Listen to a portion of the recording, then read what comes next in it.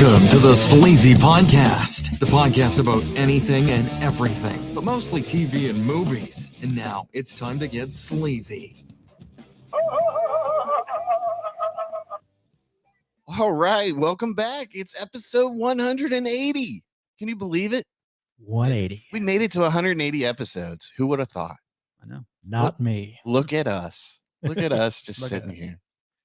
And we've got Robzilla back this week. Hello. No show Rob. No show Robbie. Hi. How's it going? It's going. So everything okay? Home front? For the most part. Okay. Excellent news. And of course, the very distinguished Mr. PBS is here. Howdy. I like how he looked right into the camera and he was like, making love to the camera. howdy. That's right. Howdy. You gotta know the audience. I'm looking at you. Howdy. So it's been a couple weeks, but we're back. We had quite the fun day today so far. Yeah, it was a very fun day. Went to a super early showing of Dune Part Two, which we will be talking about in our second to last segment tonight. Mm-hmm. And we have we're gonna open the show with, well, we did some roosters after that too, of course. So much better than B-dubs. Yeah, delicious. So much better than B-dubs. The quality of the food is like light years better, and the service is better, and the price is better. And the quantity is better. Yes. I mean, everything is just better about roosters. Yeah. Than B-dubs. B-dubs needs to suck it up, dude. If they put a B-dubs on this side of town, or not a B-dubs, a roosters on this side of town, it'd be over for them. Yeah. It would. I can't stand it. The B-dubs burger. It's delicious, but That roosters burger they do is 10 skip on times the better. fries a little bit at B-dubs. Oh, well, their fries suck in general. I mean, I like And you get the curly skip fries, on. though, at least. With those roosters curly fries were nothing to yeah, laugh at. they're great. Their loaded It's good tater shit. tots is delicious as well. Oh yeah. Everything is better at Roosters. It The is. mozzarella sticks, all the appetizers, the burgers I think are much bigger and tastier. They're good. Good rooster burger. That's The good. wings are actually wings. They're Yeah. not popcorn chicken. Yeah. And they just don't fuck you over when you don't feel like you're being taken advantage of when you go in there. Right. So is that good? Yeah. There you go. All right. I just want to make sure you're all right. I'm like looking in the camera like, I'm okay. can we see Rob's face? I know you like Okay. to hide your pretty face. Well, I like to hide my face. Say that much. PBS is like, thank God you Thank- hid that face. Thank God, your fucking face, buddy. So Rob, why didn't you make it last recording? Come dog- on, let everybody know. The dog was knocking on death's door this time. And so what happened? You can't just say you got to give us the juice. Well, we thought we were going to have to take him to the emergency room again because he wasn't eating in the his second time in 2 weeks. Yeah. Yeah. So his blood sugar was like, I think it's like 660. If I have to something like take my elderly dog to the emergency room once, I'm like, sorry, Charlie, you ain't coming back. Well, and the thing is, we did his blood work and his blood work came back really well, and his stool sample came back like nothing wrong with him. He's So fucking old. He's just that's he's what it waiting to is. die. There's times he looks at me like, just fucking shoot me. Didn't you say his sugar was out of control? Yeah, it was when he was having those. We thought it was like neurological issues. Yeah, because his sugar was too low. He was hyperglycemic. You It were was like fucking, it's like 20. you were trying to fucking kill him. I wasn't trying to kill him. We were giving him the regular dose like we've been giving it to him, but he got so adjusted to it, it just dropped his sugar. You've been trying to kill him. No, You're like, here, take some more insulin. here, take one more extra unit instead of the 12. Take the Didn't you say 13. his sugar was like 600? Well, that's the thing. We got him down. He was like 20, like having those like neurological like spasms and everything, and then we got him regulated, and then it shot up to 660. And then we got him back down to like 200. And then What's the we went highest your sugar's ever been? when I went to DK, I think it was like 500. You almost died with your sugar at 5. Imagine how that dog fucking felt. He still gets up and walks around and shit. Yeah, because he 600. doesn't know what the fuck's going on. Yeah. But then his sugar's been fine now. It's weird. You're gonna kill that dog one day. He's just gonna kill himself. Well, he does have like a growth on his spleen, so we gotta worry about that now. Oh, did they tell you that? Yeah. Oh. They said, well, because they said at the exam, I'm like, he's fine. He said, worst case scenario that it ruptures when he's asleep and he just goes to sleep peacefully. I'm like, don't know why you had to mention it like that for, but okay. So Oh well, they have to. I know they have to do what they told. You know, I know well, they not gotta do. just that, but they have to kind of. Prepare you. Yes, Mhm. Yeah, they kind of have to lay it down for you. Like this scenario might happen. Yeah. How about you? How was your couple weeks? Oh, Been busy working. yeah. It was Work. weeks working mostly. I hear you. I'm getting ready for the Columbus Toy Show on March 17th. Yep. I just sent away for a new design. We're gonna be doing a Homer Simpson Bush meme T-shirt. It's fantastic. So you know, like the little meme of here. We'll just Google it. So because I've said it to some people and they're like, I don't know what you're talking about. And then I show them the picture. They're like, oh, I get it. Oh, that you fucking do. yeah. It's not Everybody right. knows. Yeah, everybody knows that meme. Yeah. So if I just share the picture, there we go. That's what we're doing. It's just gonna be Homer backing into the bush on a like Kelly Green T-shirt. It's good stuff. It really is.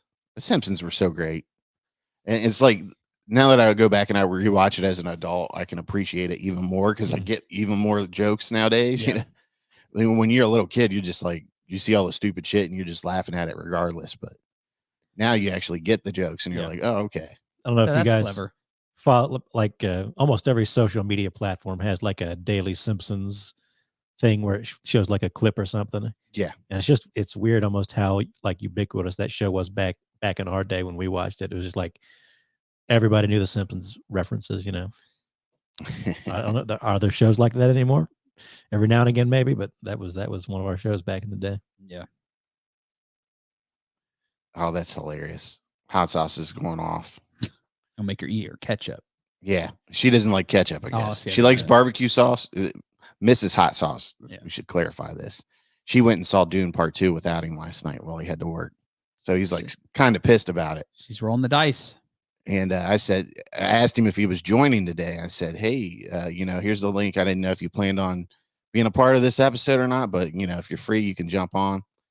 And he said, Sharon and I just sat down to watch TV. And I said, how can you sit next to that terrible person after she went and saw a cinematic masterpiece without you?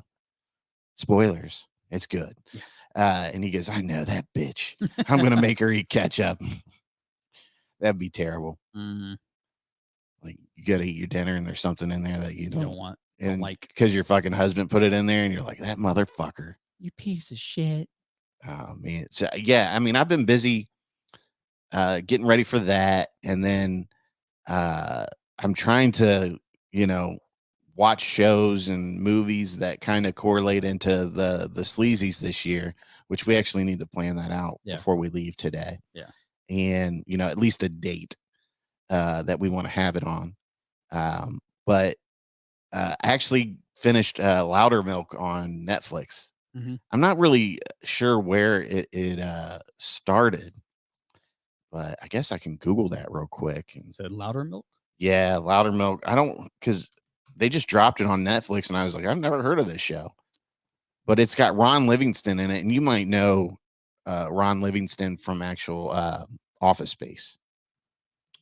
So I'll put this up. I just here. woke up and decided I wasn't going to work. Quirky, dark, and brash. All time here. But Louder Milk is, it's a show about Sam Loudermilk is a recovering alcoholic and substance abuse counselor with a bad attitude. He really is. He's like my hero the way he talks to people. Although he has his drinking under control, Loudermilk discovers that when your life is a mess, getting clean is the easy part. But basically, there's all kinds of adventures they go on, and you really get a sympathy for people that are recovering, and you're always in recovery. Yeah. But there's a lot of episodes where people mess up, and you just feel bad for them. But man, it's a great show. But Lizzie Poole was on the last season. I think it was like season 3. I don't know if you know who Lizzie Poole is. Name rings a bell. But I knew her face, and then she plays like a artist because he's a music critic in the show, former music critic, and I guess he ruined this girl's career by writing a negative review on her album, and he finds out, he re-listens to the album sober, and he loves it. Oh yeah. And he makes it his mission to go out and apologize to this girl. And there's this part where they're having coffee in this music shop, and she starts playing this song, and I'm like, this song sounds so fucking familiar. So I Google it through the little Google sound thing. Yeah. And I listened to the song and I'm like, I fucking heard this. Totally earwigged me. Oh yeah. You know the saying earwig? Yeah. Where you get a song stuck in your head. And I've probably paid for Lizzie Poole's salary this month off of Spotify listens. But I think the song is called When I'm Alone. But man, she's got like fucking 4 versions of it. The piano version's fire. The acoustic's good, and then the regular version's good. But then I started looking at her catalog, and I see she redid Rob Zombie's Dig Through the Ditches. Okay. Dragula. Yeah, Dragula, yeah. And I'm like, I've heard this song before, and it's from the soundtrack to oh shit, what was that movie? I watched it during Halloween that I was real big. Haunt. Yeah, Haunt. Yeah, Okay. it's the song at the end of Haunt. Okay. Okay, I remember. And I was like hearing that now. I was totally like, oh man, I fucking I love this song. And I remembered that's where I had Googled her from that and heard the song from there. But man, I've just been obsessed with Lizzie Poole here lately. And I'm like, I gotta hear her like every day. But you guys ever have a song that hits you like that? Yeah, I think I had the one. I think it's from, I even forget the name of it. It's actually from Moby, but it's the very end song of the movie Heat. Okay. When when Al Pacino's holding Robert De Niro's hand and he's dying. It's that like techno feel to Rob De Niro. Yeah, Robert De Niro. Sorry. Maybe you're just saying it fast, Yeah, and I just heard saying Rob it fast. De Yeah. Niro. Yeah, Rob De Robert De Niro. Well, Al Pacino. Cockeye Rob De Niro in this movie. But it's like that techno build to it. Okay. I don't know what I Yeah. didn't know it was Moby. I had to look it up, and I always been stuck on that. But here's the cast to this show: Ron Livingston, Will Sasso is fucking hilarious in this. He does a great Jesse Ventura. Yeah, there's a scene where in this show where he hits a homeless person's cart, and he pulls over to make sure he's okay, and he's like, "We better call the authorities here to report this accident." And he's like, "What do we need to report?" And he was like, "You could have done damage to my cart." And he's like, "No." He's like, "How about I just give you $20 and we call it a day?" And he's like, "No, I think we better call the police in this matter." And he doesn't want it to happen because he's driving drunk. Oh yeah. And he's like, "Yeah, you go ahead and do that." And he takes off and runs and gets in his car. But it's just like silly stuff like that. I mean, that makes this show hilarious. And the way Ron Livingston talks to people is fucking great. We hear it and we're just like any one of us would hear it and we're like, this is a guy we need to hang out with. Right. They just shit on us, you know. But yeah, I mean, this Anya Savicic, I don't know how you say that, but probably butchered that, but she was good. And then there's a couple stand-up comedians in here. They're pretty good. And there's this guy, you don't know his name in the any of the seasons. He's just called New Guy. Yeah. But they totally shit on him. He's the Robzilla of this show. That's hilarious. Yeah. You should write into, well, show's over now. Right into it, like, call him Rob. Are they done with it? That's what it looked like that IMDb says. Last season was 2020. Oh, really? Yeah. Yeah, I mean, it's such a good show. Like I haven't looked. That's how much I've looked into it. Yeah. But I just watched it and I really enjoyed it. But I would love to see him do another season because it just kind of it ends and you're kind of like, oh, okay. I mean, they can keep going. They cannot keep going. Mm-hmm. But I think this is a Sony Pictures show. Okay. So I'm pretty sure it might have aired in like Canada or something. But it's still a good show though. I really enjoyed it. Tell you, I've been rewatching Malcolm in the Middle. Oh yeah. I wasn't like a huge fan when it originally aired, but I watched the reruns or whatever when it was on at night or whatever. Yeah. But I've been rewatching it on Hulu and like actually paying attention to every episode. And it's like a really funny, good show. It takes me back to those early 2000s, back in high school and all that. Nice. Yeah, Nice. it's a good show. And you watch it now and you wonder, everybody's good in it. Like everybody is good in it. But you look back at Bryan Cranston and it's obvious that he was like The a star. genius, you know what I mean? It's like, oh yeah, that's definitely going to be Walter. Well, I He's mean, definitely he was fucking great when he was in like, was it Seinfeld? Yes. as the dentist or whatever. Yeah. He was great in that. I mean, it was just like, you see that and you're like, how many people have we already seen already that are going to be tomorrow's like mega acting stars, you know? Well, that's one thing I love about watching like older TV shows is you realize just how many people were around in movies and TV shows. Just, you know, some of them are big actors, some of them are little actors, some of them are just like character actors in the background. But like, oh man, that guy was in that episode I watched last week, and he was in that movie from the other way, you know. Right. Yeah. It's funnier watching them, 20, 30, 40 years down the line now, and you're like, oh, okay. You can see how they made a living back then. Yeah. Yeah, definitely. All right. So we ready to jump into our first segment? Sure. Good old crazy news.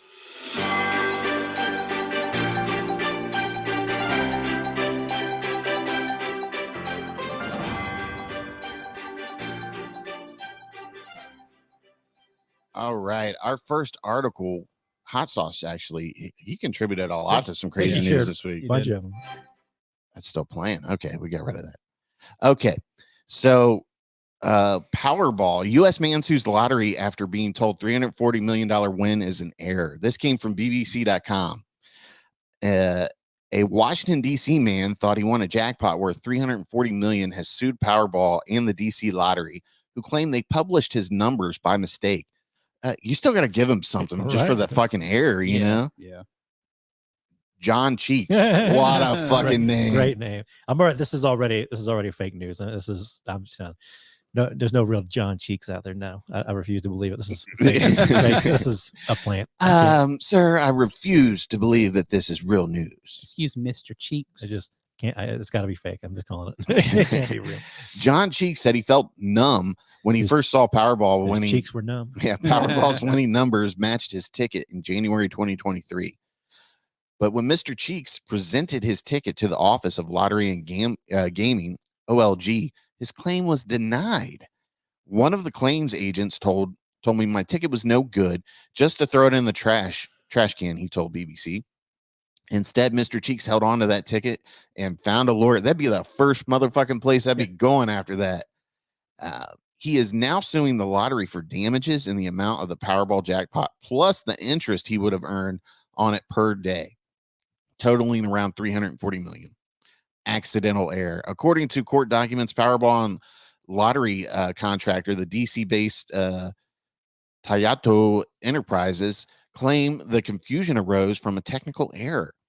In a court filing, a Tiati employee said that on 6th of January 2023. January 6th. See what I'm saying?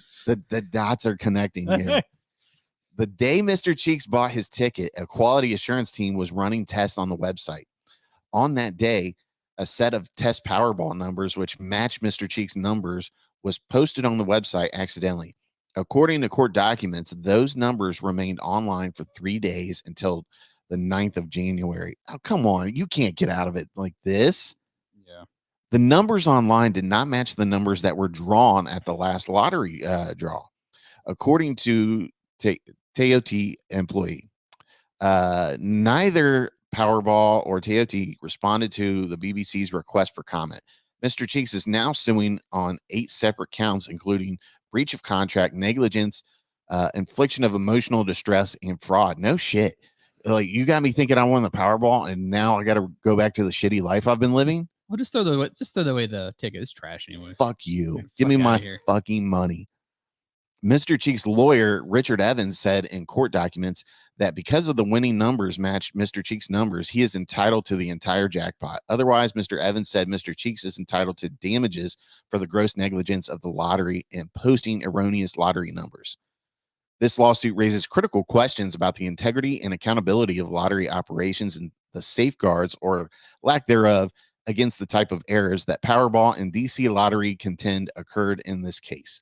Mr. Evans told the BBC in a statement, "This is not merely about the numbers on the website. It's about the reliability of institutions that promise life-changing opportunities while heavily profiting in the process," he said. Mr. Cheeks told the BBC he is hopeful. "I know the justice system will prevail," he said. "Don't count on that, buddy." Adding that the lottery winnings would have been life-changing for him and his family. No shit, it would have been. Of course. Like, are you Donald Trump or something? Yeah. Or somebody rich? If he wins, he plans to open a home trust bank meant to assist aspiring homeowners. Wow, what a, like, I'm not opening shit up if I win the lottery. Not anymore these days. The next hearing in this case is scheduled for the 23rd of February. The odds of Mr. Cheeks or anyone winning the jackpot are exceedingly rare and 1 in 292.2 million. In comparison, the odds of being struck by lightning over the next year is 1 in 1.22 million. according to the U.S. National Weather Service. Ay caramba. That has to be you see you won the lottery and you're just jumping for fucking joy. You probably can't sleep that whole night. Mhm. You get up and you drive to the office and they're like, dude, fucking throw this in the trash. This wasn't the winning number. That's fake news. And you're on your phone. You're like, dude, the numbers are still up there. I fucking won. Yeah. And they're like, go home, sir. You're drunk. Get the fuck out of here. Yeah, pretty much. Look this up on another website to see if there's any more information. The whatever the company is, Touty, also pointed to a disclaimer on the lottery website saying the site is not the final authority for the drawing. So I bet they try to get this guy on like a technicality. Yeah. That's bullshit, though. I mean, nobody sees that. Who's going to see that? Nobody. I wouldn't look for it. Yeah. I mean, to some degree, it's got to be some kind of like false, well, I wouldn't say advertising, but it just doesn't seem right. I don't understand how they could get out of that, but crazier things have happened. Yeah. Says a similar incident happened in Iowa in November when lottery contractors posted the wrong numbers, citing a human reporting error. In that instant, ticket holders with the wrong numbers were able to cash in on prizes ranging from $4 to $200 before officials posted the correct ones. Crazy. Yeah, that's throw it away, sir. You don't need that. Right. Yeah, I don't think the guys. I definitely don't think he's going to get the whole. No, they're not giving up that money. I mean, pay for my lawyer costs and then. But that is like, that's got to be heartbreaking. Oh yeah, definitely. Like he says here, he called up his best friend. I'm like, if I call one of you guys, I'm like, I think I'm a millionaire. Yeah. Hell like, yeah. No, JK, just kidding. Guess not. Like, that mortgage I promised to pay off for you guys, it's not going to happen anymore. I was going to buy you a steak dinner with that money, but can't now. If you hit the lottery and you told me you were buying me a steak dinner, I would tell you to get fucked. I would be building a compound with all my friends and living. Yeah, I just prefer you didn't. Where's the village that we're going to be living at, dude? Oh, it would be. Yeah, that's serious. Build your own housing development. I'll buy you a steak dinner. How's that sound? I'll invite you to a steak dinner at the house you're going to buy me. Yeah. Yeah. You're going to cook for me in my brand new house that you bought me? All right. So this next article comes from the mirror.co.uk. Another hot sauce submitted article here. Hospital patient died after going 9 days without food and major note keeping mistake. Wow. Unbelievable, right? A shocking blunder that resulted in the death of a man in hospital has resulted in his grieving family being awarded the maximum compensation available. The 56-year-old man who had Down syndrome and dementia, boy, that's like 2 home runs right there, and was being treated for a broken hip. Oh, my God. He died he's in there for a broken hip, and he dies from this. This is terrible. Died after going 9 days without being given food when he had his patient notes marked up as nil by mouth because he had difficulty swallowing. He was not given fluid food either, resulting in his condition deteriorating, and he died from pneumonia at Poole General Hospital, Dorset, in 2021. Wow, this is an older one. The hospital, which paid, what is this?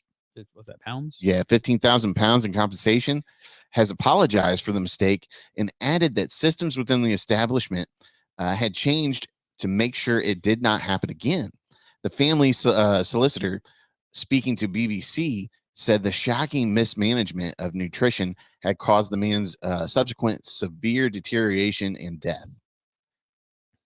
The man was put into care after being looked after by his parents for most of his life. Their solicitor, Adrian Cormack, said, however, he fell and fractured his hip on the first night at Bournemouth Care Home.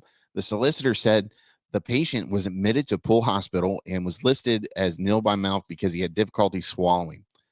There was a crucial lack of communication between hospital teams over the patient's deteriorating condition, Mr. Cormack said, and senior clinicians did not need attempts by nursing staff to escalate care. NHS resolution which settled the family's claim said on balance of probability they admitted breach of duty caused a deterioration. You think? And he would not have died when he did, according to the solicitor. The care home, which did not admit liability, paid the family £7,500, and Mr. Cormack added, this was a shocking case. It was mismanagement by the hospital. Sadly, the damages for statutory bereavement are limited by law to just 15,120 pounds. This is wholly inadequate for bereaved families who have lost loved ones. The NHS resolution said it was unable to comment. Harrington chief executive. Yeah, I'm not even going to try to pronounce that. Shaban. Is it Shaban? Yeah, something like that. Yeah, I'm not going to try it. We offer our sincere condolences once again to the family and apologize to the failings that resulted in his death. We have implemented a number of changes following this and have shared these with the family. The horrific incident follows on from a shocking case last year where an elderly woman died 28 days after carers stopped giving her food or water. Wow. Serene Taylor, 88, was sent back from a hospital in North Wales to die in a care home after foods and fluids were withdrawn. Her son, Rob Taylor, said that her end-of-life care was inhumane and heartbreaking for the family. Dude, we're all fucked. You just see shit like this and we're all doomed. You know, Lord help us if something doesn't kill us right away. Yeah. You're going to get even worse care. Yeah. And the nursing home. you know, health stuff is just normal people, doctors and nurses. Stuff happens, unfortunately. Yeah. It's really you really should have a person not like be with you in the hospital, but you should definitely have a person for when you go to the hospital who kind of looks in on you regularly. Yeah. Because I mean, stuff happens. People get not say misplaced, but things go to the wrong place. The names don't get put where they need to put sometimes. Well, yeah, and I mean, there's so many wrong people medications happen that come in and out and look at your charts, and they might accidentally get the chart mixed up with the person next to you. I mean, shit happens. But at the same time, like, these motherfuckers didn't get any food for days on end. Like, somebody has to like look and like, hey, did you eat food today? Did you feed them through a tube or, some kind of liquid thing? Oh, no, we didn't. Well, let's get on that if he can't swallow. Right. But yeah, so there's some incompetence there. All right. So moving on to our next story here. This comes from newsnation.com. Mom accused of letting child wax nude women arrested, charged with neglect. This one was all over TikTok like a couple of days before you put this in the group chat. Memphis, Tennessee. The woman accused of posting her child waxing nude women on social media has been arrested and charged, according to Memphis police. There's a picture of her. She looks like somebody that would be in the waxing scene. Some kind of beautician of some sort. On February 15th, Memphis police received several complaints regarding a post on social media involving a young girl. The account that posted the image was used by Moss to advertise her hair removal business. Police believe the business is operated out of her home in the 4,000 block of Glenbrook Street. Not that we care. In the post, Moss wrote that her daughter waxed 24 clients over a span of time exceeding 8 hours. Jeez. According to reports, the child is believed to be 5 years old. That's even worse. Yeah. Jasmine Moss is set to appear in court Wednesday. Wow. Can you imagine it? Somebody had a blurred picture. I don't think they put it on here, but the little girl like getting in there with the, whatever they put the wax on those sticks or whatever. Yeah, like the all they use when they hold down your tongue so you can cough. Yeah. Like Yeah. Did it say in that article she was 5? The girl was 5 years old? Yes, it did say she was 5. Yeah, can you imagine that? Like, you go in to get your shit waxed and you're like, oh, this is my daughter. She'll be handling the waxing while I go. That's what I'm saying. Watch some TikTok videos. Yeah, be like, if I was a person like, oh yeah, my 5-year-old daughter's gonna wax you. What? Yeah, I mean, it's the fuck out of here. I'm calling the cops. Wouldn't you feel like extremely dirty having a 5-year-old wax your genitals? Yeah. Yeah. I'd be like, no. We need a professional to do this. This is a gentle area. Yeah, and we need somebody who's like 18 and up, please. Yeah. I mean, if you were someone getting that done and they brought in like any underage person, wouldn't you come like, is this kind of illegal? Yeah. Yeah. Am I wrong here? I get it. It's a daughter and it's women. So it's like, in a way, not as weird, but it's still weird. It's still wrong on so many fucking levels. Like, and who knows what kind of, I don't know. I'm not saying it's going to cause like some kind of damage to her. could. I mean, it could. Yeah, it It's definitely live. could. But I don't know, man. That's just super fucking weird. Number one. Just imagine being a therapist in about 10 years. And number And two, you're like, not. where's the like we always talk about it. Where's the common sense with this? Like, there Doesn't should just exist. be a filter there that says you need to be plain, and I'll handle the business here. But Like, and she posted it on social media Yeah, too. like she was proud of it. Like I don't know, maybe my I don't, daughter I don't working. know. I'm I not don't paying her shit, but she's working. Because I remembered seeing like the actual post, and you see this lady spread eagle, and the kid just in there with the thing, you know.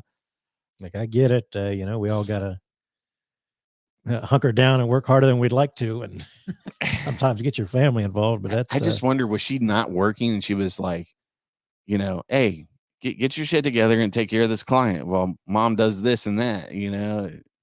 If that's what happens when you overbook. yeah, right. I have a feeling that there wasn't any work being done by the adult. They were just sitting there watching it, thinking it was hilarious or something. Yeah. How would you feel when like a 5-year-old walks in, like, I'm here for your 10 o'clock appointment, Janet? Get the fuck out of here. Who the hell are you? All right, so we got one more crazy news article. This was another one from was this from Hot Sauce again? I believe so, yes. Yep, it sure was. All right, so 28-year-old woman sparks horror after revealing that her father is her gynecologist and performs pelvic exams on her every few months. This comes from dailymail.co.uk. An influencer has shocked people on the web after she revealed her dad doubles as her gynecologist and gives her checkups every few months, as fans were left divided about whether the practice was odd or normal. I would Odd. say it's kind of odd. Yes, very odd. Yeah. Isabel Salas, 28, from Mexico, frequently boasts her lavish lifestyle, which she sees her jetting off on various vacations and throwing big bashes on her TikTok account. Maybe it's just like a family thing. Like, look, my dad's my gynecologist, my uncle's my dentist. Yeah. You know, whatever. We keep it close here. Would you want your dad to see your crotch? I mean, No. I'd be like, that's On a regular basis. yeah, right. And then, you know, like the things that gynecologists can tell, like, oh, you got lucky last night. Like, no, there's just something your parents don't need to be involved in. And You so think, you really like, took a pounding last night, huh? Her, her dad's like, what? Isabel, you've been getting up to some stuff. I can tell. You had a naughty girl, Isabel. Other legs on the stirrup. Yeah. Fuck out of here. Sorry, Dad. It was a busy night. It's a crazy day. I guess it says where she has amassed over 1.7 million followers. Wow. The fame is just a completely different, you know, it's no It really longer is. like movie No. actors and musicians. It's Everyday people. assholes that are rich, That's all it is. you know, rich kids pretty much. And while fans tend to swoon over her lifestyle and beauty content, they were left stunned at her most recent video, which saw her showing her dad performing a pelvic exam on her. Oh, man. The viral clip, which has so far amassed over 2.5 million views, left some users torn about her decision to allow her father to be her doctor. She's 28 from Mexico. Yeah, I mean, she's a pretty girl. Yeah. It's just weird. Look Now, at it. I wouldn't be opposed if like he owned a practice, like, hey, you know, you see this doctor. I know and who he- this doctor she is. saw and the that. backup Yeah. doctor, Yeah. or another doctor at the practice. Yeah. It's like, hey, I know them. I deal with them. So I feel comfortable. That you go. is the most ethical thing that this dude should be doing. Yeah. Not examining his own daughter. What the fuck you been doing? It's about at night. Oh, look, here's a picture of her dad. Look, He even looks like a creepy. yeah, he's got like the asshole like cartel like button up shirt on. Doesn't he? Isabel. That might I'll be a kill little. him. That might be a little racial, stereotypical or something. Cartel shit. I mean, look at that. That's what you see this shirt right here, this button up with You think he's gynecologist in the front, Pablo Escobar in the back? yeah, Yeah. like that's how he funded his education. Is that blood on that shirt? Well, I mean, look at it. That's what you see, like, you know, the cartel drug lords in all the movies wearing, I you bet know. he's got black dress pants and belt and dress shoes. I mean, is that kind of racist? I mean, I would say the same thing if a black dude or a white dude was wearing it. We racial discriminate fairly here on this show. No, we don't. But I mean, look at that. That screams like drug lord right there. It kind of reminds me of the shirt from Seinfeld, the puffy shirt. Yeah. It doesn't have the fringes on the hands. I mean, Pirate shirt. I see this shirt and I see informant for the CIA. That's why he's wearing. You think that's why he's he's wearing the mask in the picture? He's on the run Yeah. from the cartels, and he's in some sort of witness protection. Yeah, And then here's his daughter becoming a social media influencer. totally gonna fucking get him Are killed. we creating a Isabel. fucking backstory for this guy? Yeah, I think we just created a script for a did. movie. We don't know, but he's John Cheeks' neighbor. Yeah, It's all connected. John Cheeks. Time is a flat circle, baby. Yep. In the video, Isabel revealed that she gets a pelvic exam every couple of months. Then she goes on to dish that her dad is the gynecologist performing the checkup. Isabel pointed the camera at the doctor and revealed, "My dad is my gynecologist. He has been my primary doctor all my life." Oh boy. She then noted that she's glad she does this, as once through an appointment they found out her now ex-boyfriend had been cheating on her. What? Okay, so does that mean that she contracted something? Probably had. I mean, Yeah. you got to word it how you're gonna do Yeah, I mean, it's kind of confusing how they worded it it. there. Yeah. So did she catch something? Why she figured out he was Probably. cheating? That's the best way to think of it. Yeah, something happened there. Yeah. What caught the attention of social media users was not the cheating scandal, but the fact that her dad was doubling as her doctor. The post caption, "When your father gives you your annual checkup and discovers that your boyfriend was cheating on you." Oh, shit. She must have had some syphilis or something. Yeah. Many people flooded the comments section, with some of them slamming the influencer for allowing her dad to complete the exam. There's a better picture of her. Yeah, you can tell she's some kind of Instagram influencer of some Yeah, sort. You can tell by the look. TikTok. I'm going to look at her TikTok now. Do you Like and subscribe, please. Do you think this is a real story? Do you think she made it up for likes? Because what's going to get more views than like my dad's my own gynecologist? It's honestly at this point, anything's like 50-50 at this point. People make up so much shit just to get content. Oh, they posted the comments here. What in the sweet home Alabama is going on here? I don't know, but I couldn't let my dad do it. No. I tell you what, just even like the articles, just looking in the comments, what makes it. Yeah. Oh, sometimes the comments are more entertaining. Oh, yeah. I would rather go to a gynecologist. I couldn't let my father check me out. It is a little creepy. I mean, wouldn't So you weird. feel a little awkward looking at your daughter No like way on that? God's green earth, I would ever do If that. my dad were my gynecologist, obviously he would go to see me with him. Who better than my own father to take care of me, and would take better care of me than any other person? She's got daddy issues. Yeah, whatever. Mhm. How fortunate that your father is your gynecologist. You know that you are in the best hands. Everything will be fine with you. Your dad looks super professional. He looks so calm that he inspires a lot of confidence. People can tell that just by this picture. Pretty much. I don't see any of that. I mean, we can tell he works for the cartel. Yeah. Yeah, I see he's oozing with confidence of cocaine. Yeah. He sweats meth. Yeah. He tried to kill Gus, God damn it. He's Mexican Walter White or whatever. Yeah. Juan Walter White. This guy doesn't even know his chemicals. Get him out of my lab. Oh, man. Yeah, we've been getting robbed on some Yeah. laughers here lately. You notice that? Dude. That's a strange one, that's for sure. Yeah. Either way you go with it. I don't.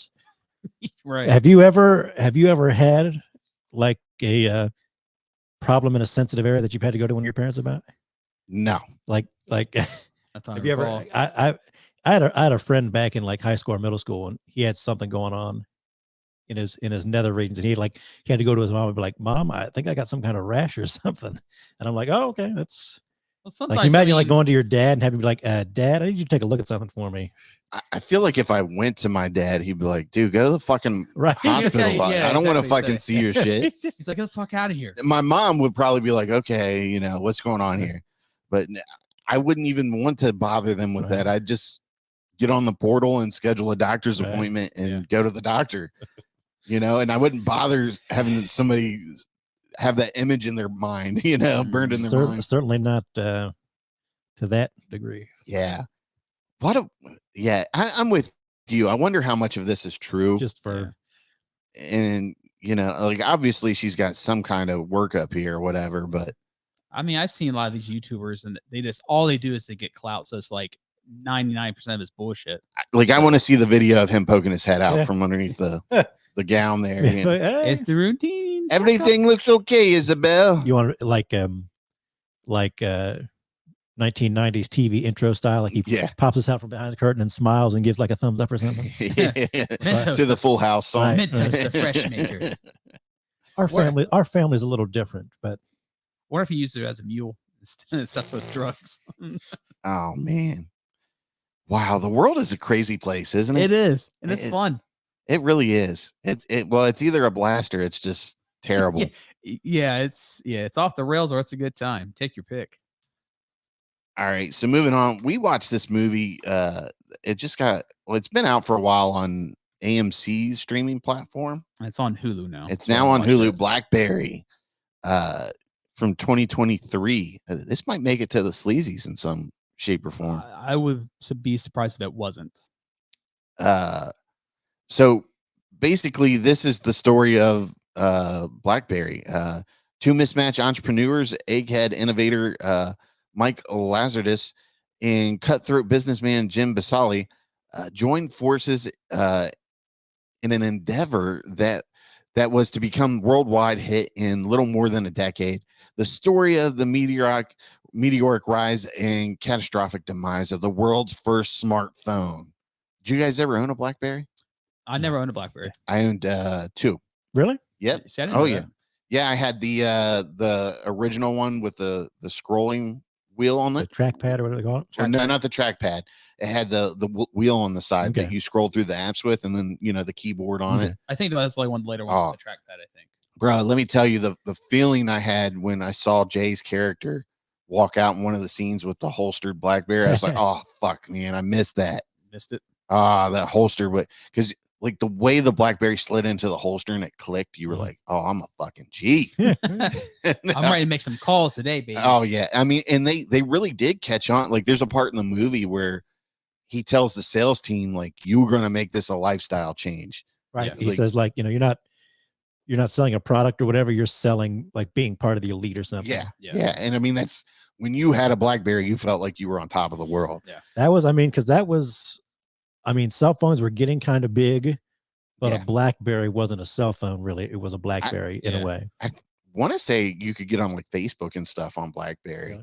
I think it was the one thing where it starts really connecting with everything to what we have now. Yep. But it's kind of funny. Like I had that one, and then I had the Storm, which they said that was the worst one. Yeah, it was the worst one, and it was the iPhone competitor, because you press down on it, it would still give you the click feeling that you would get from using the keyboard. Mm-hmm. I remember I don't think I disliked it, but it wasn't the best phone. I think I had it for a year and I got rid of it. Yeah, I think their biggest return in the last one they had. I think they said 98% of users didn't like it or whatever. It had like technical difficulties or something. Yeah, I don't remember having any big problems with it, but like I said, that was back when you could get a new phone every year. Right. You just went in, it was like $200 or whatever. But what's his face? Is it Jay Baruchel? Yeah, Baruchel. Yeah. He's in it. He stars. I forget what the guy's name is. Do you know his name? Mike. That's what you just said, Mike Lazaridis. Okay, yeah. So he plays the guy that actually invents the Blackberry or whatever, which they Pocket didn't. Link. Yeah, Pocket Link is what they originally called it. Then Glenn Howerton, he plays Jim Balsillie. Balls silly. Yeah, it's Balzilly. What can I just say this? What a brilliant fucking piece of acting by Glenn Howerton, man. Yeah. He steals the show. He pulls up in like his first scene in his Mercedes. In his Lexicon doesn't have a top. Convertible. It's convertible. And he comes in, all he cares about is his hockey. He goes into his room with his masks. Yeah. He's got the interview with like the big client coming.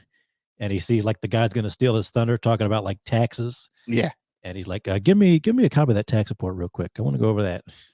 He's just trying to totally steal the guy's thunder and cut him. You can, it's very early. You could tell like he's a weasel, cutthroat asshole. He's out to get his, you think of like it's all, how do I get to that next level? Yeah. But man, totally fucking like, he just looked so fucking like one of those guys, Yeah. Like the horseshoe haircut. And I guess he really shaved his hair right there. Really? So yeah, it wasn't a what are they called? Cap or whatever. Yeah, skull cap. So, because he was talking. I watched an interview where he was talking about he had to wear a hat, but what a fucking, I mean, this movie was entertaining, and I found myself fucking cracking up at certain parts of it. I did too. But I don't know how much of it is 100% true, but it is a good representation of what happened to them. It is. It's based on a book. Yeah. Called Losing the Signal. Yeah. But man, I thought it was really interesting how they really, I mean, we can thank a lot of the smartphone industry from them. Yeah. I mean, they really figured out how to get the most out of the, Verizon network and other networks, so where they could put all these smartphones on the network without crashing it. Yeah. But so, I mean, you learn stuff like that when you're watching the movie, but man, great performances by everybody that was in it. And I really wanted to work for Rim Motion or whatever it was called. It looked like they had whatever in motion. Yeah. Rim. Yeah. But it looked like they had a lot of fun there. What was it? Movie night? Movie night. Yeah. Research in motion. Yeah, research in motion. That's what it was. Rim. Yeah, I mean, super great performances by everybody, like I said. And I ended up giving this movie 3.5 stars. It was just a fun watch. That's And why I gave it 3.5. like you said, Glenn Howerton really fucking steals the show. Yeah, but everybody's good. Baruchel's good in it. I guess I didn't know this. The director, Matt Johnson. I'm not familiar with any other movies he's done. He's done a couple, but he played the other founder, Freegan. Yeah, I didn't realize that. Yeah, Freegan running around with his headband on and his he was Ninja always Turtles cassettes or whatever. Yeah. He always had like cut off sleeve shirts and shorts on too. Like the man never showed up for work professionally. Carrie Ells was in this too. He played the Palm Pilot CEO. Yeah. And it's kind of funny. There's a point in the movie where they have lunch with him and he flies out to Canada to kind of get a hold of him because they're starting to make some noise. And, at the time they were the other kind of pocket PC device. The device that's not a cell phone, but it's a cell phone kind of thing. Yeah. Like because what was it? You could read emails on Palm Pilots. Right. Yeah. But you couldn't make phone calls. I think the idea was that, and plus you could kind of write on it. It had did it have like a pen or whatever originally? I think so. Well, like one of them did at some point. But I mean, and they're at this lunch, and Carrie Ells' character, he's discussing things like, hey, I think we got a great opportunity to merge here, or kind of invest in each other, and they're kind of like, well, no, we want to keep control over the decisions. And he goes, well, how about we just talk about a hostile takeover then at some point. And Glenn Howerton's character, he's like, yeah, okay, wait, better to get rich quick. And right. He's like, we'll make a meeting about it. Give us a month or whatever to get finances in order. Yeah. As soon as they get back to the office, he's like, you're going to sell fucking 15 million phones. And I don't care what the network, you guys figure out the network. We're going to start selling these phones. So he's like, but these guys can't build this network. He's like, oh, we'll find someone. Yeah. I love it, dude. When he goes into the sales team and he's like, vacation's over, fuckheads. And he's like, you deadite fucks. Oh man, it's such a fucking, like, that dude, the way he screams at people, like, that's a straight guy who's straight businessman who wants his shit done. The best part is after they have this meeting, he gets canned at the beginning when they pitch him the pocket link. Right. Like the gall, like he goes straight up to these guys and be like, look, I want 50% of your company for what, $150,000 or whatever he says. Like, I mean, that's the thing with, we had like Air was that last year? Talking about, or the year before, talking about Nike. Like we had the Flamin' Hot Cheetos movie or whatever. I still haven't watched that. I haven't watched that one either. But, so it's kind of, on one hand, it's kind of silly to root for like these companies that make millions and billions of dollars, but it's interesting. Like, obviously, like if you knew, Jim Balsillie or whatever in real life, he'd probably be like, I hate this fucking guy. He's a piece of shit. But as a character, he's just so interesting. Oh, like, yeah. It's so fun to watch him. Like when he gets fired at the beginning of the movie, he's getting his shit and he's, getting out of the office, and they left their pitch board, and he's like, he sees the potential that they had, but he knew that they didn't have the business expertise to kind of take it to the next level. Right. So what he does is he's like, I can fucking make this work. They've already got the work done. I can go in there and fucking do the rest. And he has the lunch with him. He's like, here's what I want, blah, blah, blah, blah, blah. They're like, no. So they call and counter offering. What they go like 30% or something like that, 33% for like, and co-CEO because he wanted to yeah. run it all and call all the shots. Yeah, and he accepts on that. But he shows up to work, and they're watching him, you know, show up in this fucking Mercedes Benz, and like you said, he's waiting like 10 minutes for the fucking convertible top to come over, and he walks in, and it's just nothing but a bunch of fucking nerds playing fucking computer games online D&D or whatever they were playing, or like they literally like whoever wins puts a plunger on top of their PC. Yeah. He sees it and he's like, "What the fuck is going on in here?" No secretary or nothing. And you know, when they had the meeting, they told him like, "Oh, dude, we've got a what was it, $15 million deal with." I think it was a company that was like Verizon, USO, pretty like much robotics or something like yeah, that. something like that. It's a company. US Robotics. US Robotics, that's who it was.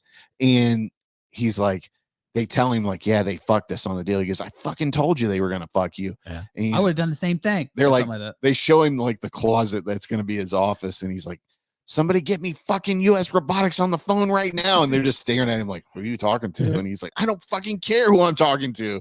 And he picks the phone up, and it's that old static, you know, when somebody was get on off the fucking internet. He's like, get off the fucking internet, you nerds. And then he fucking slams the phone down. And it's like classic, like it reminds you of Dennis from Always Sunny. Yeah. Rips the phone out of the wall and fucking throws it in the office. And he's like, fuck. But he totally has a meltdown, and like you're just like, this dude is fucking awesome. I want to watch this. But then you're like you said, you think about it, you're like, this has to be the worst dude ever to work for. Yeah. Well, like he's just a terrible person, but he's a great character for a movie. And it just like you say, you don't like rooting for companies, but with those guys there, you do, because they're just nerds and trying to have fun. You know, like, hey, we're having movie night, and they just get ready and watch a movie, and they get rid of that shit. Like, yeah, work. Yeah, it was a super good movie. You can check it out on Hulu. I think we all highly recommend it. Yeah, I definitely should check it out. It's definitely fun. We'll say that.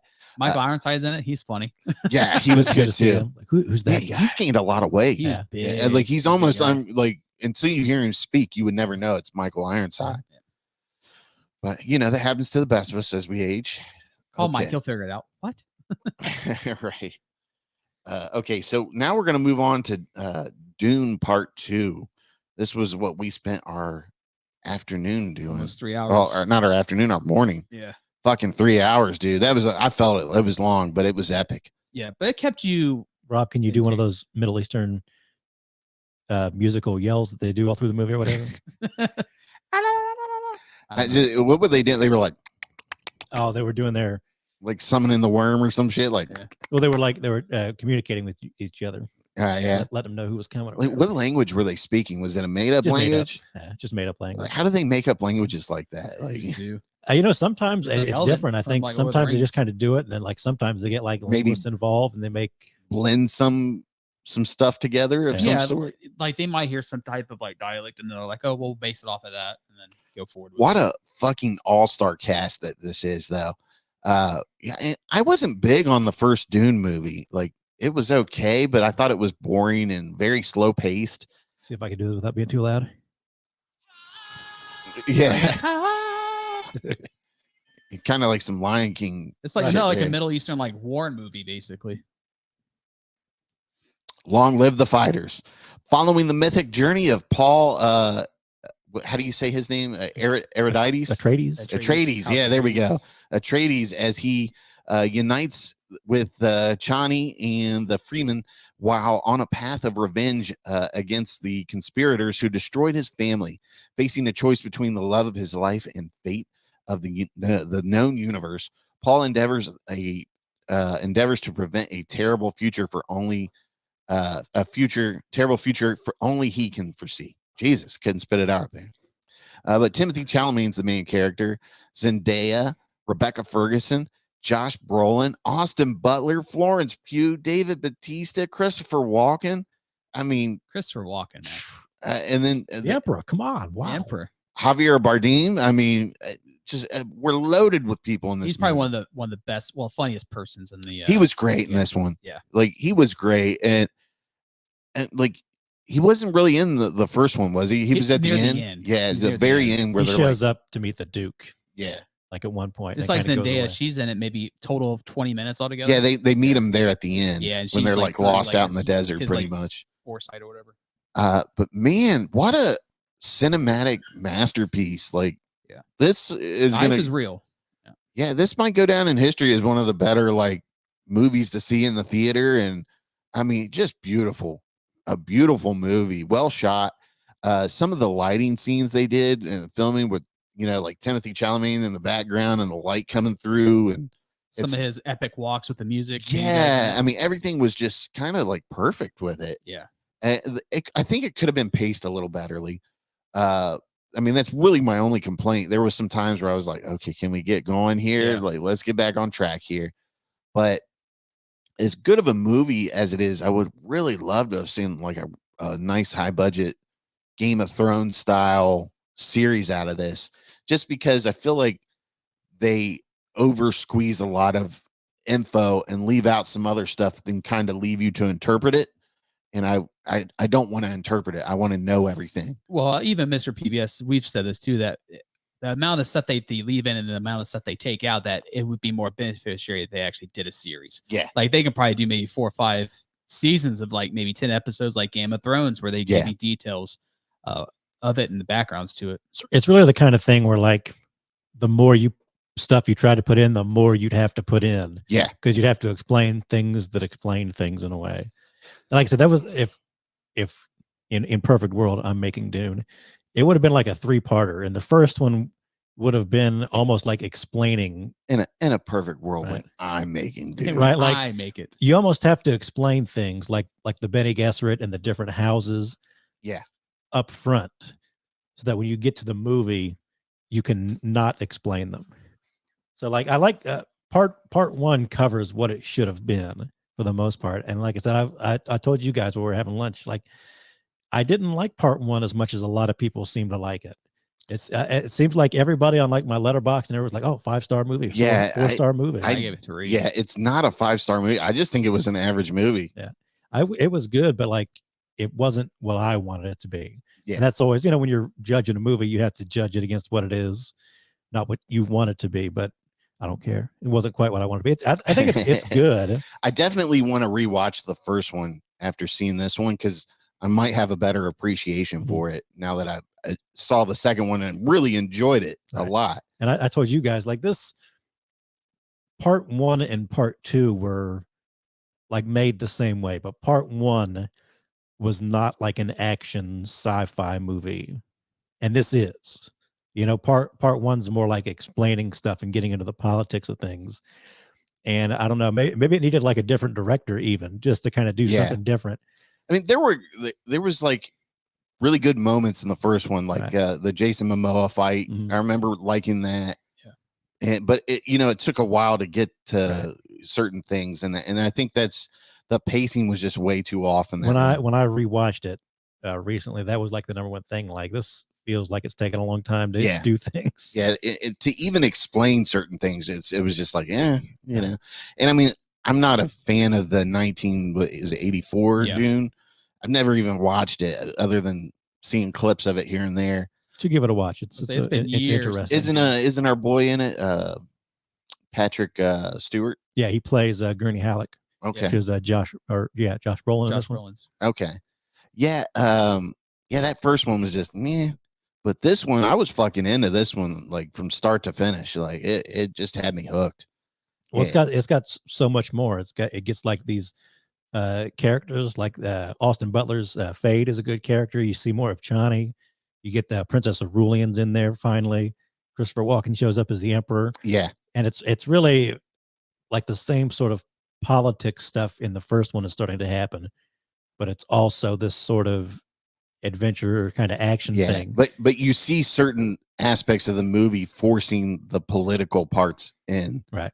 And that's where, in the first one you don't really see that. You just get a lot of dialogue, and you're just kind of like, well, what's causing this to happen? But phenomenal movie though. I mean, every aspect of this movie, the direction, the cinematography, the acting. Timothée Chalamet was phenomenal in this. He killed it. What's her face? The scenes that you do see Florence Pugh in, she was really good.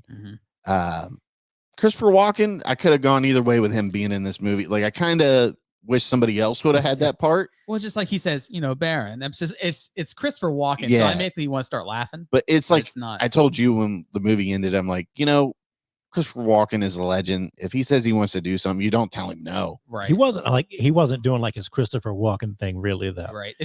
But in a way you just see him and it's in your mind. Yeah. that's exactly well, the and you best way to hear put it. certain tones and you're like, oh, he's doing it. Yeah. So like he's not giving like his over exaggerated Christopher Walken, but that's how we see him growing up with him like that. Yeah. So it just sounds like it every time he speaks. I mean, I will say this was a little slow in some parts, but it's still like it picked right back up and got going again.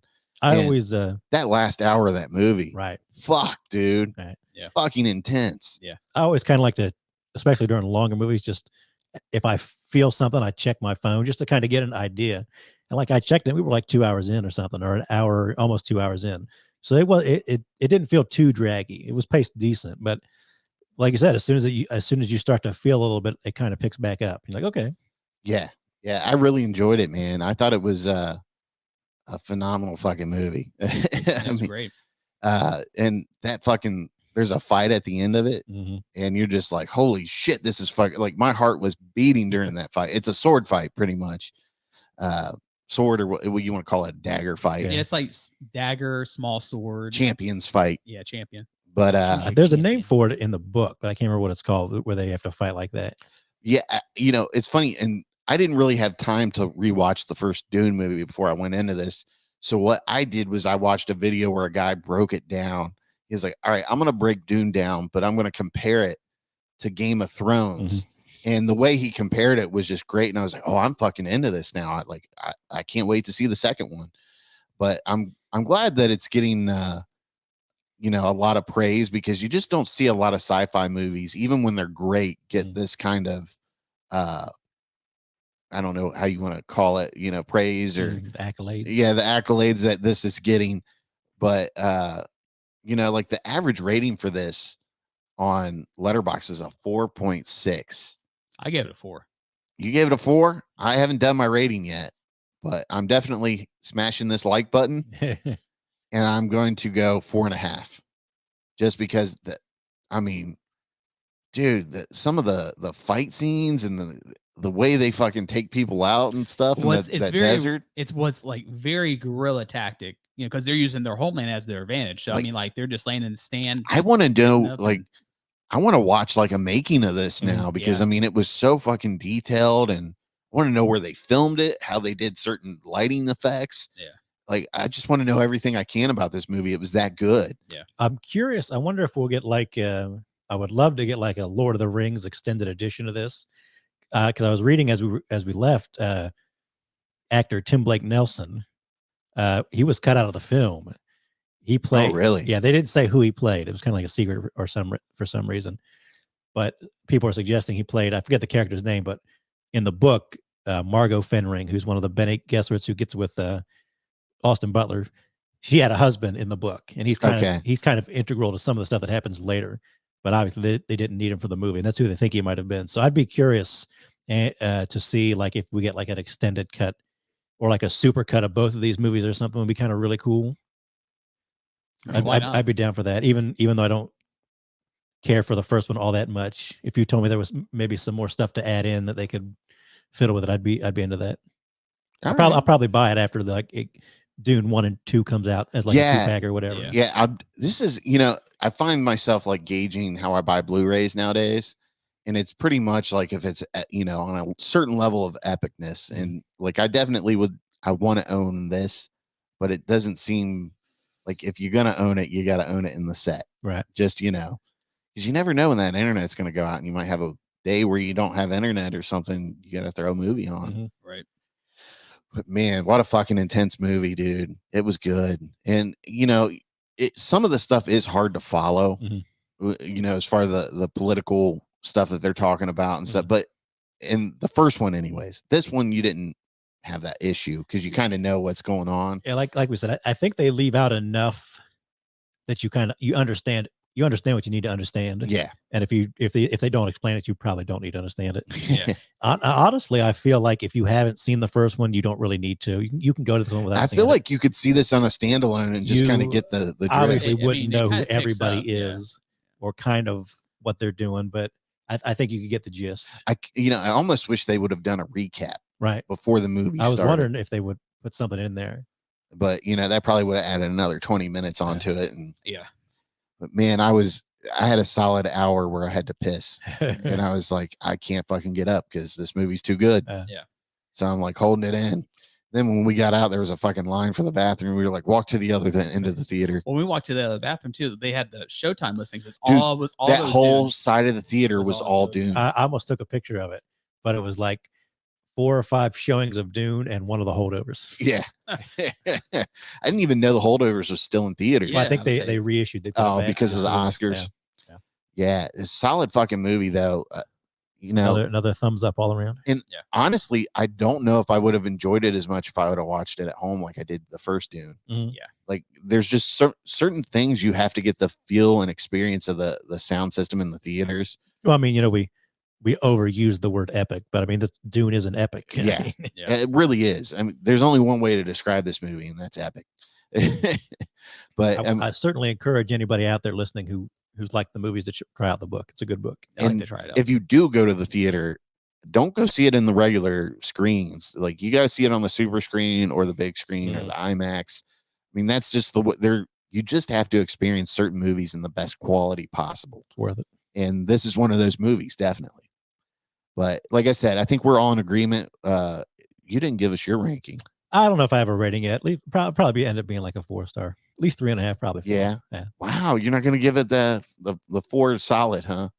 Yeah. Like I said, it's good. Like I said, because it's hard for me to gauge because I like the book so much. Yeah. Right. That I'm like, man, I wish this was in it or that was in it or whatever. See, I'm just going off of no experience. And that was my issue, especially with the first one. Like, are these people loving it? And I wanted to look up a review from somebody who likes the book, but maybe doesn't like the movie so much, and just see if I'm nutty or if it's nothing. Yeah. Because I feel bad. I feel bad that people like that first one so much, and I just don't. Well, I'm with you on that. And that scared me going into this one because it had such high praise going in. I'm like, Yeah. oh, am I going to not like this one too? Right. But it's definitely. I gotta say, I'm a Timothée Chalamet fan after this. After this, yeah. Chalamet absolutely. fan. But man, super, super fucking good movie, man. Go to the theater and fucking see it. Check it out. Lay down your $20 or whatever. Yeah, don't be It's a worth lazy it. fuck. Get out and see it. It's Experience the cinema. worth it. It's worth it. Yes. So moving on to our last segment of the show, we're going to talk about True Detective now that the season 5 is complete. And if you haven't seen it, now's your time to check out of the show. There will be spoilers. There will be spoilers. So thank you for listening if you haven't. And if you are joining us in this experience, let's get it on, as Mills Lane would say. Celebrity Deathmatch is fucking amazing. Oh, I love that I show. love it. So good. fucking hilarious. I'll allow it. So I started out really liking the season. It was creepy. It had those nice vibes to it. And then, like we called it that one. I was like, it's going to be some bullshit. Yep. And it turned out to be some bullshit. Honestly, I might have liked it a little more if we'd have been like 100% right. Yeah. Yeah. Yeah. We were actually kind of close, just joking. We were. Joking about it. We were closer than maybe we thought we were. Yeah, it wasn't, but I felt like they took an easy way out on this one. Yeah. And I don't know. It just didn't. Either way they would have went, I think it would have been easy because they messed around with too much shit. They were like, oh, there's this mystical part of the show. And then there's this completely, Bullshit. Not bullshit, but the common sense denominator it has to be in play here. And it's not what we think it is. But there's no top in season 1. There never will be. And we understand that, but you got to at least get something to compare to where Right. you can match it at least. Right. And I didn't think it was terrible. Mhm. It certainly wasn't terrible. Jodie Foster was great. The other chick was really good. Callie Reyes.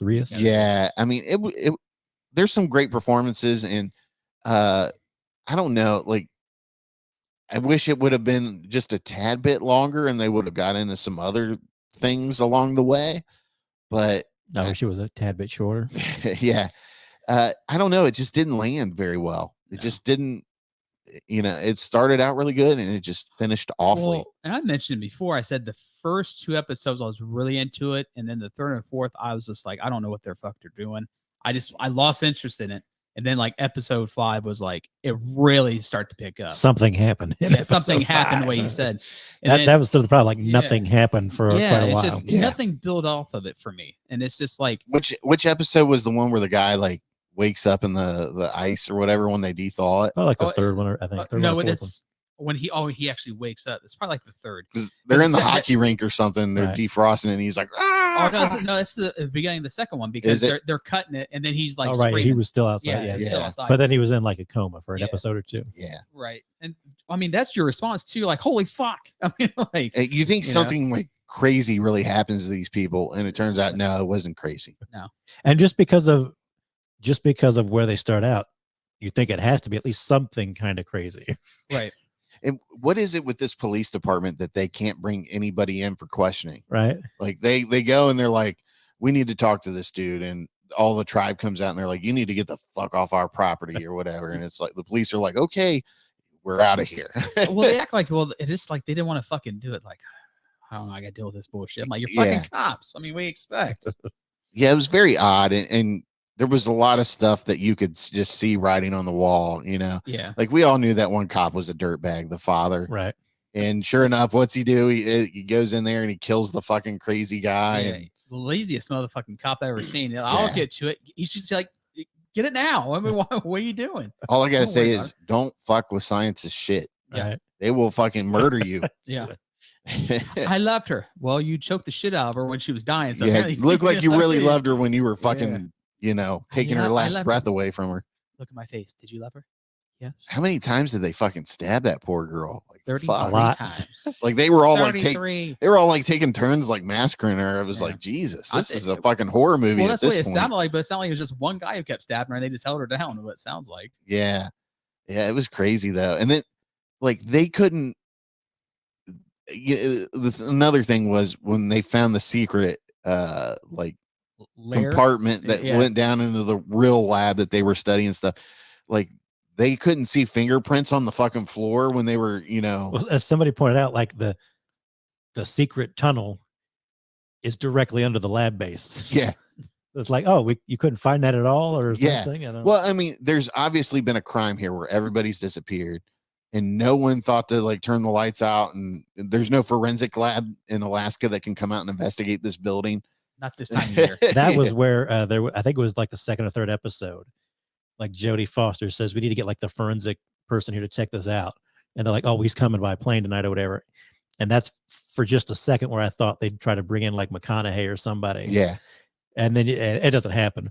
And you kind of realize by that like second or third episode, they're dropping little hints about season 1. Yeah.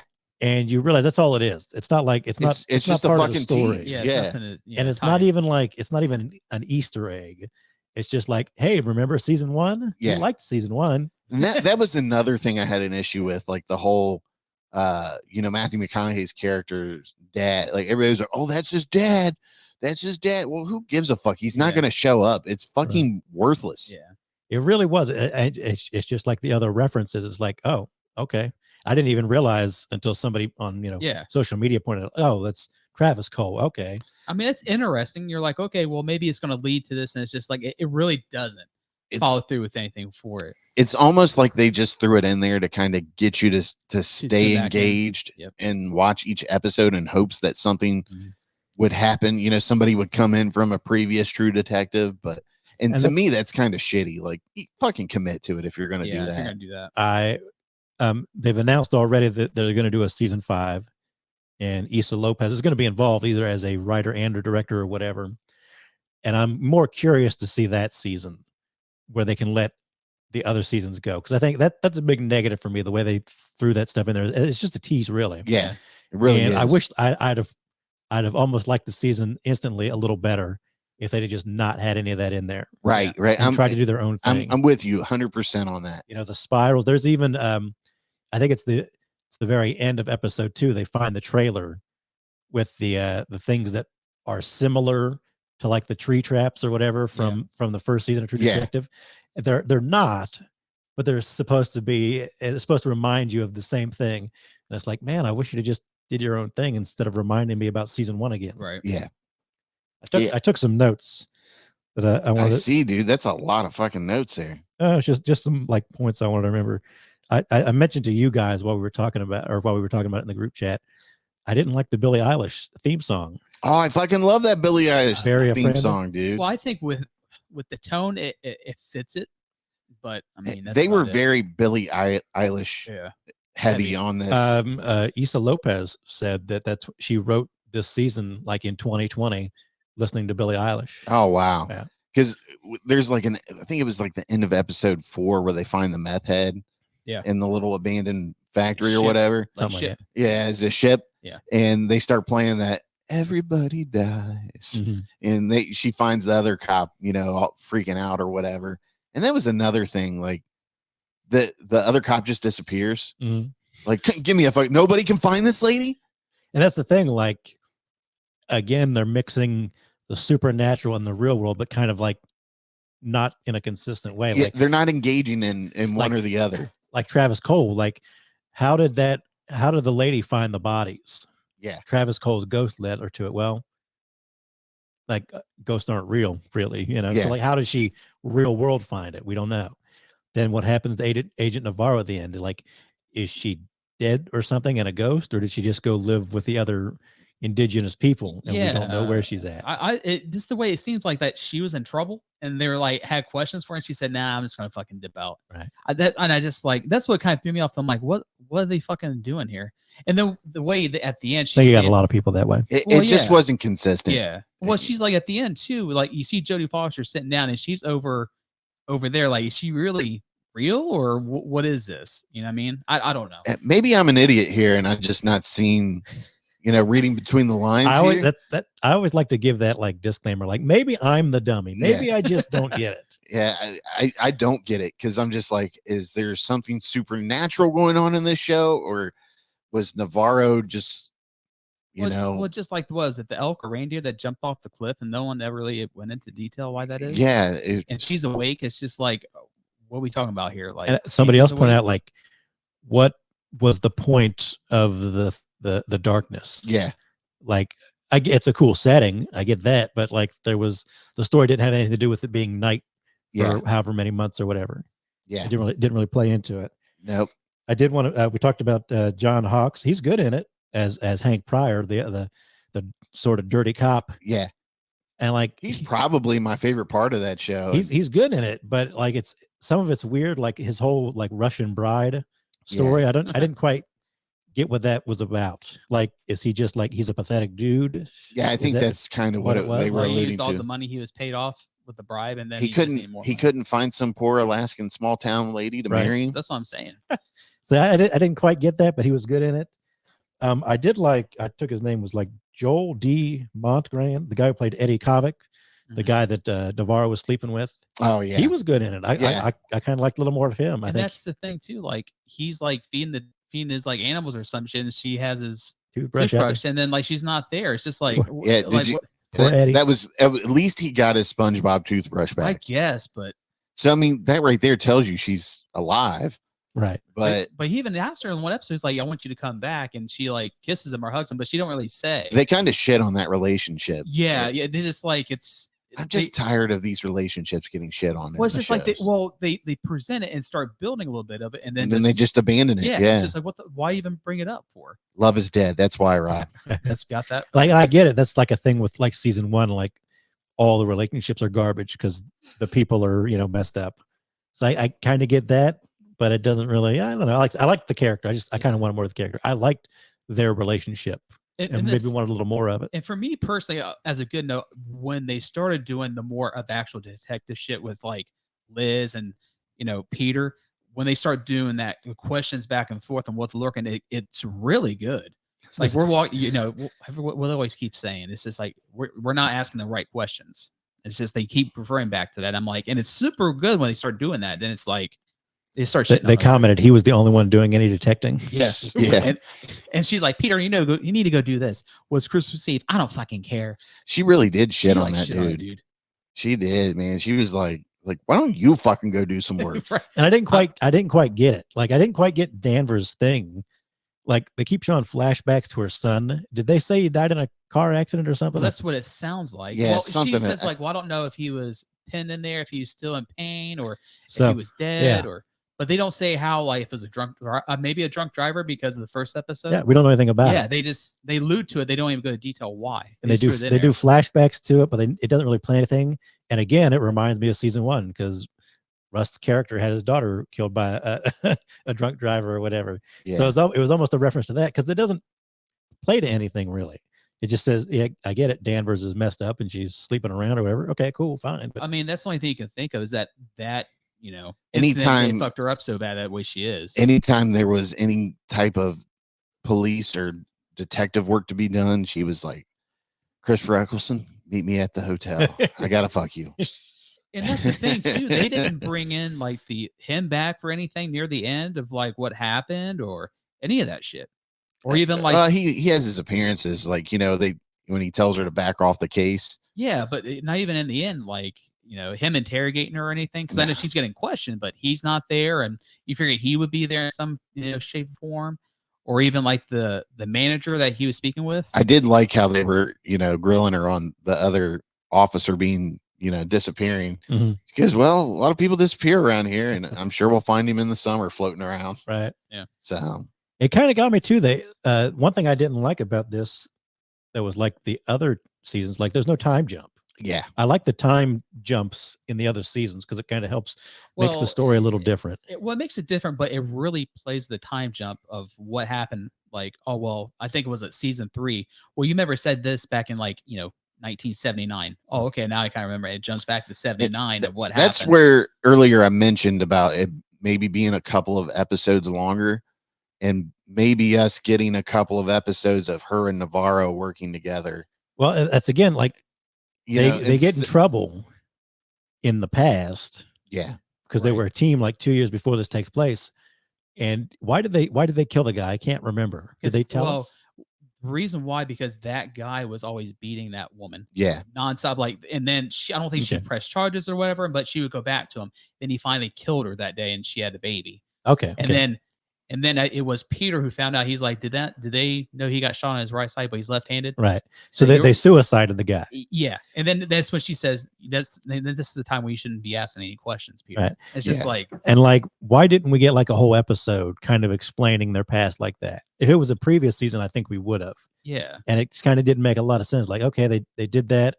And then like 10 minutes later they kill Hank Yeah. It was. and they Well, suicide him kind of almost. It's Well, like, it's the- oh, okay. Well, the thing is, if you're going to do that, you really have to have the full 8 episodes to Mm. really flush out and have those stories and to build those characters and the backstories of why they are the way they are. Well, I feel like if they're just going to do flashbacks, it should have just been a movie. It Yeah. could have been like a 2-hour movie. It Yeah. would have been fine. yeah, yep, And then still wouldn't like it. So it doesn't matter, man. It's just frustrating because there's a lot of potential, but it's just like they just gave away halfway through and just didn't follow through on backstories or anything. Well, there was Issa Lopez did an interview with like for the BAFTA Awards or something, and she talked about it, and she said like she's never written a mystery before, Well, she needs to go back. and she even admitted like they rewrote stuff a bunch of times, and then they got to set, and Jodie Foster would read it and kind of wouldn't like it, and she'd get involved and rewrite part of the scene again, and it really felt like Issa Lopez was kind of out of her element in this one. yeah. And I meant to mention it when we talked about the first episode. Like I recently watched her movie that she did, Tigers Are Not Afraid, and I really liked it. So I kind of had some hope for this, but I think she's a movie person. I don't think she was ready for like the 6 episodes Right. and like the sort of mystery aspect of it. And she definitely could have used some more help on that. It's funny because I really liked everybody that was in the show. Yeah. But it just, I don't know, like the problems that I have with it, with it going back and forth and not really ever committing to one thing kind of is its downfall and doesn't make it as great as the other ones. Like now I really want to rewatch season 2 and see is this better or worse than season 2? I like 2 okay. It definitely gets better if you stick with it, but it's not It's not season 1. Yeah. And season 3, like I like season 3. Season 3 was good. Really good. I think it was a little bit of a letdown because people were expecting it to be a little more like season 1. But I remember liking it. Closest. Got Mahershala in it. He's having like the dementia or whatever. Yeah. So he's Stephen forgetting Dorff, pieces of the case and trying to remember it. I mean, that his portrayal in that show got him a This TV was show. this was season 4, wasn't it? Mhm. Yeah. Yep. Did I say season 5 when we opened this? A little bit. Yeah, I meant season 4. Well, I mean, in season 3, Stephen Dorff did such a good job. He got his own show. Yeah. I mean, and he killed it. Yeah, Stephen Hayes- Dorff was really good. I Purple loved him in Hayes, he was that awesome. season. Fantastic. And Mahershala Ali was He was good. Man. And that whole scene with, I think it was like the guy, I think it might have been the Indian in his house, and they had that big like shootout with the cops and explosion. Yeah. That was intense. Yeah, like I said, I mean, I think it's a decent watch, but it just doesn't pay off all the way through. Right. Yeah. Well, and, Like, it was we something that kept me occupied on Sunday nights. Yeah. we didn't talk about the end, but it turns out like the cleaning ladies did it basically, which I thought was interesting. It was good. Like the idea was that these scientists were onto something, and they never really even tell us what or why. They mentioned it like kind of offhand, like, oh, it was a big thing. And then when the girl found out, they killed her. And then when the other, I think they were mostly indigenous women, found out, they killed them. Like, that's kind of cool. I kind of like that idea, but it's not supernatural at all. Yeah. Which kind of makes you kind of like, I don't know. It just doesn't. It never meshes totally for me. Well, like the way season 1 did. Well, they even shows with, they said, well, you didn't really kill them. They said, well, we just took their clothes, and that if they wanted to get their clothes back, they can find them. Right. But then they even said that she even put that symbol on the guy's forehead too. And then You know what I'm saying? the forensic guy they do call in, doesn't he say they died? I can't remember if he said before or after they were in the ice, which would have meant it would have been funky. So, Yeah. but like the show just shows them letting the guys go out into the night, Yeah. Yeah. assuming they Well, would die. they But then have it's the just like- one Yeah. veterinarian that comes and Right. looks at him, and he's like, they definitely died before they went out in the ice. Right. And that kind of throws you off. Right. And 'Cause then, you're thinking that has to be something weird at least. yeah. It's like, did they like die and then they just had that big hole of like, Right. water in the ice and they just fucking threw them in there? I mean, Yeah. It's just, it began to really become a hot mess at some point. And Yeah. you're just like, still, man, that beginning of the second episode though, that dude breaks that.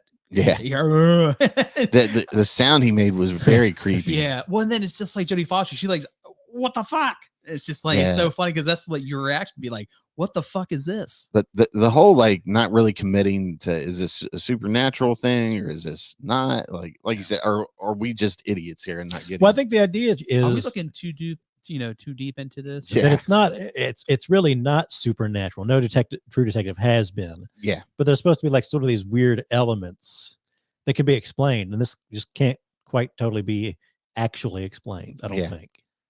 Maybe Navarra is mentally ill and hears voices. I was wondering, like, through somebody said maybe they were all dead from some sort of poisoning from the mine or something. Yeah. And like it just like they never explained like where did the tongue come from?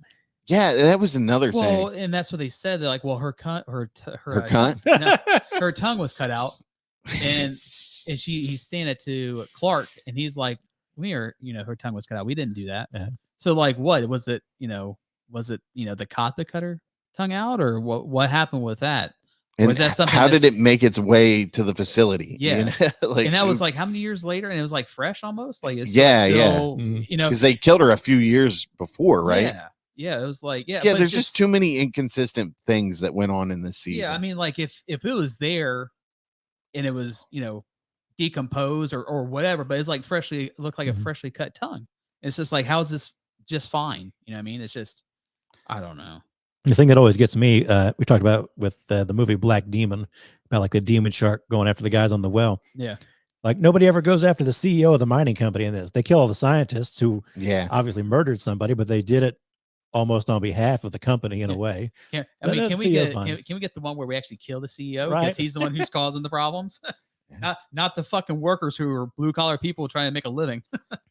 Yeah, and this one, it turns out the scientists were just as bad as Yeah. Right. the CEO of the mining company. They were in it together, but We could have changed the world, so Annie had to die.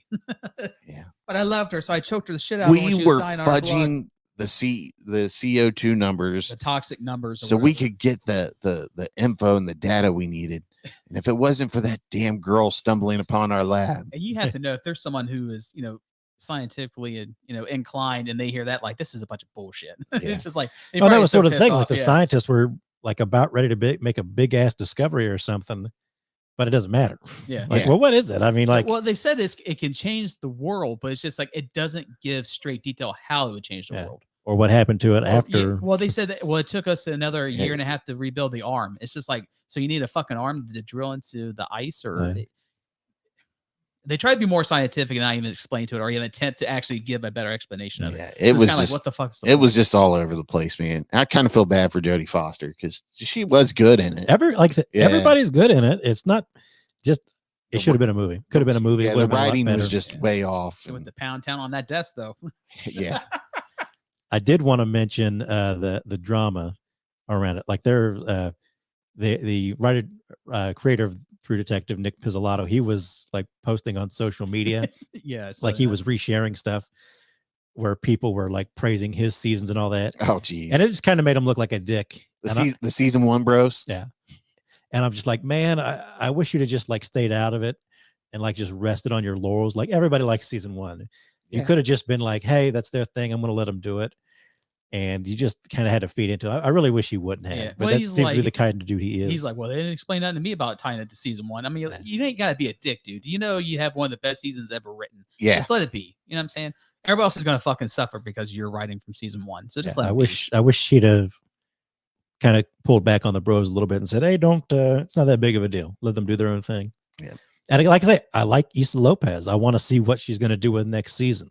I'm not like, oh, this show's stupid and everybody sucks. It's Well, like, I'm no, just- I want more. of it. hopefully it's a little more consistent. But Yeah. yeah, I hope I'm with you. maybe- I'm maybe- not opposed to her doing another season. I just hope it's a little better. You I hope know, she does her own thing. Yeah. Do Well, your own and thing. like maybe after this season, and she realized what maybe was done. Yeah, wrong I and think correctly, she'll learn and from then her she'll- mistakes. Yeah. Hopefully, anyways. Yeah. But so that is all we have for episode 180 of the Sleazy Podcast. My call to action, as always, is share the show, share it with one person, and from there we'll get another person to listen or watch. And make sure you smash that like button and subscribe on the YouTube channel. All the like buttons, every one of them. Yes, Smash hit them that all. shit. Subscribe to us on TikTok. If you don't want to listen or watch the whole show, you can go to TikTok and I try to post some of our best Clips. segments and I break it down. Sometimes they're in 2 parts, so you kind of got to look for them. And if not, maybe you just like watching part 2 and you don't want to watch part 1. That's fine. But you can check us out on pretty much every platform. So, Join the Discord if you want to get in. And yes, chat we with have a us. Discord. There's a PBS classroom in there, which he doesn't post anything. I figured he'd be all over it posting some Ken Burns shit, but Not yet. Yeah, I'm getting into it. but yeah, eventually you'll find something. And then I post there's an All Things Crazy channel that I post people getting killed in and stuff Yeah, like you that. can share your crazy news with us. No, I don't post anybody getting killed, but I share like Mhm, crazy things happening. mhm. I haven't posted anybody getting killed in that, have I? Wait, sorry. Yeah, no. She's like, Because normally many that, times. I'll share it in our message, obviously. Oh, of course. But normally that stuff gets taken down in like a matter of hours once somebody reports it. Yeah. But yeah, there's all kinds of that stuff on like Instagram. Oh, Instagram's worse. They'll show people dying all the time, Oh, and yeah. then you'll post something with like 30 seconds of music, and they're like copyright claim Right. down. Oh, I'm sorry. Did I see someone just get their head bitten off by Yeah. a fucking crocodile? Meanwhile, there's a guy getting murdered for doing something wrong on the street, and they're like, keep that up for as long as possible. Right. It gets people engaged. Maybe you'll learn a lesson and not See fucking some steal. real white supremacist stuff. Yeah. Like, oh yeah, that's Yeah. not breaking any terms of services, whatever. Yeah. No, it's totally fine. We love Nazis around here. It's That like, okay, creates sure. engagement with people arguing amongst each other. Yeah. But yeah, I think our next episode will be the Sleazies. And let me see here. I'm looking at the calendar. Should be I about think you 14 said days from now. 24th. Yeah, when's the Oscars are the 10th? I think so. So, and we have, see, here's the thing. Normally we would record on the 15th, but a Friday, but I do want Hot Sauce to be a part of it. So, If he's not too busy sitting on the couch watching TV, with Yeah. the wife right? Yeah, March 10th. feeding her, That's feeding her almost, bottles of Heinz ketchup. that's almost as lame as Rob saying he has to feed the dog and he can't be here on time. To be fair, Hot Sauce, he could do it from his phone while sitting on the couch watching TV. He could have. So I think we're looking at the 24th for the Sleazies, and maybe we'll get that going around 1-ish or 2-ish. I don't know. We'll figure it out. There's a lot of work that has to be done in the next 2 weeks to get that show ready. Obviously, I got to get slides ready and nominations. Figure out what we want to nominate. Yes. So, but yeah, that's kind of, like the end of our season for the year. And then we'll start a new season after that. But, yeah, so we'll be back in a matter of 2 weeks, maybe 2.5 weeks, something like if anything. So we may extend that to maybe a Friday, depending on what works for everybody. So as always, keep it sleazy, I guess. Thanks for listening to the Sleazy Podcast. Make sure you hit the subscribe button and remember, listen to Sleazy.